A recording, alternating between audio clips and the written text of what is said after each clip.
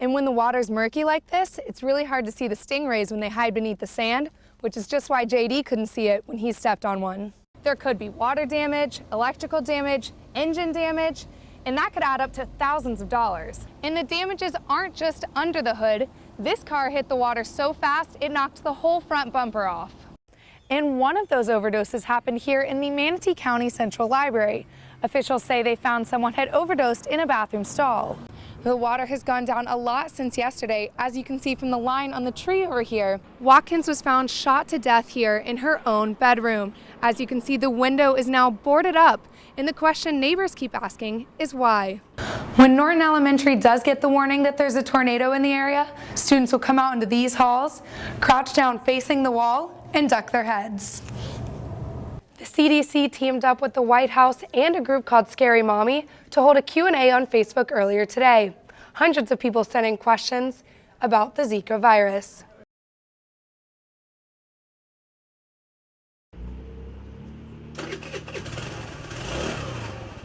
Scooter theft is increasingly prevalent in Gainesville.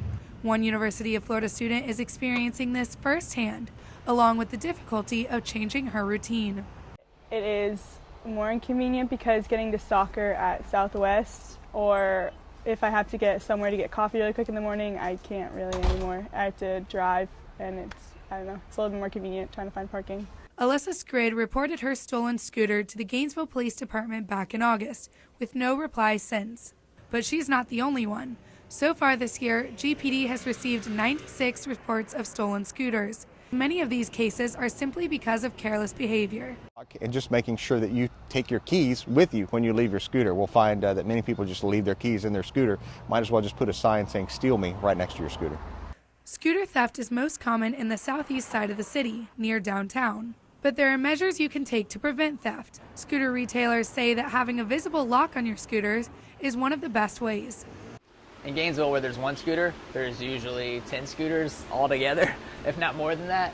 So if yours has the lock on it, a thief is probably just going to go to one that does not. So what's the difference between these two scooters? Well, this one has a grip lock on the handle, while this one does not, making it an easier target. But not every case is a lost cause. UF student Ramat Al-Hassan received a call over summer that her scooter was recovered while it was in the process of being stolen. But despite this traumatic experience, she says she has not taken any preventative measures since. I wouldn't want it just because of convenience sake. Those things are actually pretty annoying just to especially with my schedule, it's go. So I don't really want to have to take an extra minute, which sounds really bad, but I don't want to take that extra minute to unlock a grip lock, put it away and all that kind of thing. As for Alyssa, she's still waiting for a call that may never come. Rachel White, WUFT News.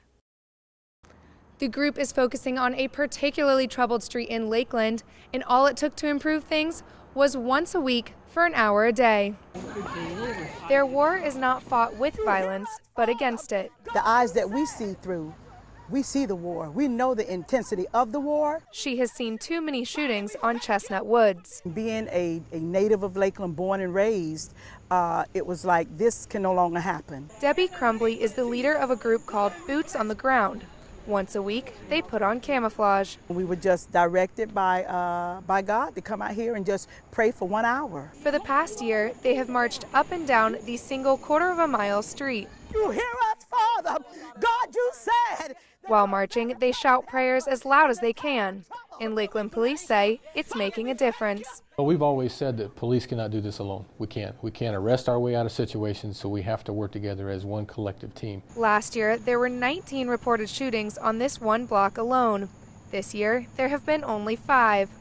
And Crumbly says it's not a coincidence. God answers prayer, and we have faith, and we are walking in obedience to what we know that God has told us to do. As we watched, a woman came up to the group in need of help. We don't know what is going on with her, what has her broken right now, what has her sad.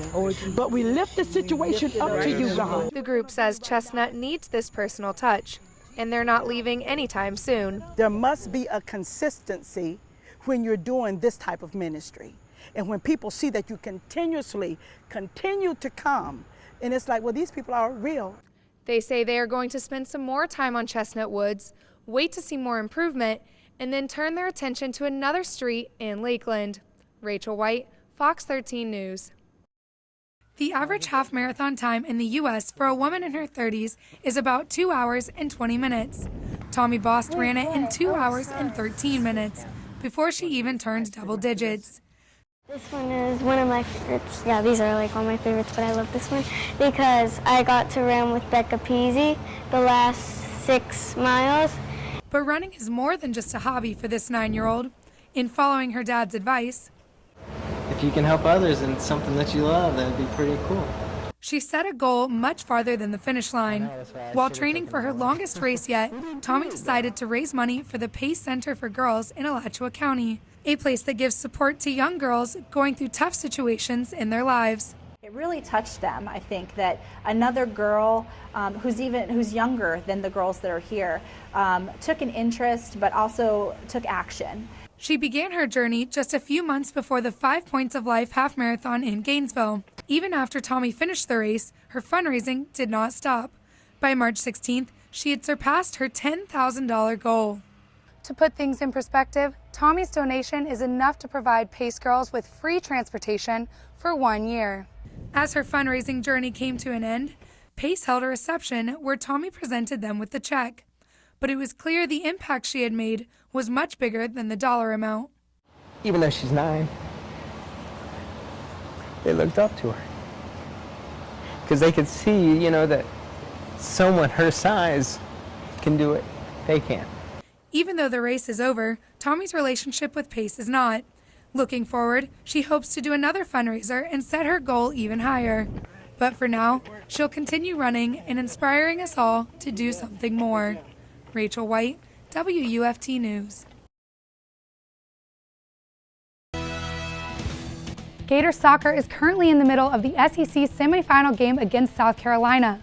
The reigning tournament champs are fighting to regain their title against a team that defeated them earlier this season. That game was decided by a penalty kick.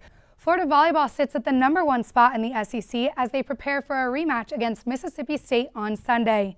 They each got Stanley Cup champions tattoos for their teams before Game 1 of the final. Signs have been popping up all over Florida lawns asking people to be considerate when they shoot off fireworks. Rachel White, Fox 13 News.